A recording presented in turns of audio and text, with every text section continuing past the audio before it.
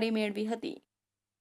અમરેલીના ધારી તાલુકાના ગીર દૂધડા ગામે પીપી સવાણી ગ્રુપ દ્વારા અમદાવાદ પ્લેન દુર્ઘટનામાં મૃતકોને અનોખી શ્રદ્ધાંજલિ અર્પણ કરાઈ છે। 102 વીઘામાં 10,000 વૃક્ષોનું વાવેતર કરી તમામ વૃક્ષો પર મૃતકોના નામ લખીને શ્રદ્ધાંજલિ અર્પણ કરવામાં આવી હતી। અમરેલીના ધારી તાલુકાના ગીર દુધાળા ગામે અમદાવાદમાં પ્લેન ક્રેશમાં મૃતકોને અનોખી શ્રદ્ધાંજલિ અર્પણ કરવામાં આવી હતી।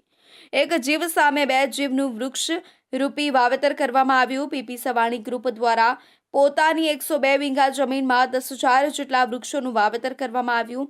ગત 12 જૂનના રોજ અમદાવાદ ખાતે પ્લેન ક્રેશની દુર્ઘટનામાં જીવ ગુમાવનાર મૃત્યુ આત્માને શ્રદ્ધાંજલિ અર્પણ કરી તમામ વૃક્ષો મૃત્યુ આત્મા પામેલા વ્યક્તિઓના નામ લખીને શ્રદ્ધાંજલિ અર્પણ કરી। તેમાં પ્રથમ પૂર્વ મુખ્યમંત્રી વિજયભાઈ રૂપાણી સહિત મૃતકોના નામ સાથે વૃક્ષ રોપણ કર્યું। પિતાની છત્રછાયા ગુમાવનાર દીકરીઓ અને મહેશભાઈ સવાણીના પુત્રવધુના હસ્તે અને દેશના ગૌરવરૂપી કિક બોક્સિંગ પ્લેયર ડીકલ ગોરખા અને ખુશી ગોરખાના હસ્તે વૃક્ષારોપણ કરવામાં આવ્યું હતું। કોવિડના સમય પછી ઓક્સિજનની કેટલી જરૂરિયાત છે એ દુનિયાને કોવિડના રોગે બતાવી દીધું।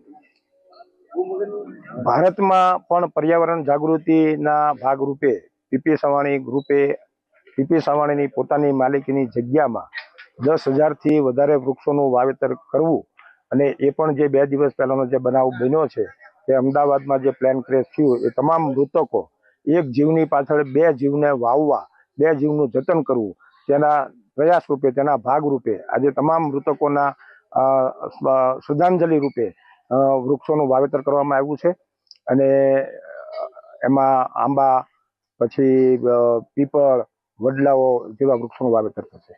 કેટલા વૃક્ષો અંદાજે વાવ્યા?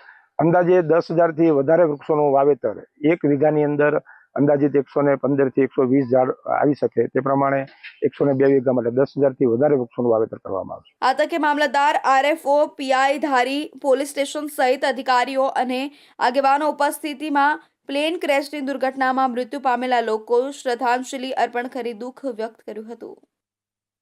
વડોદરા શ્રી સ્વામિનારાયણ મંદિર દ્વારા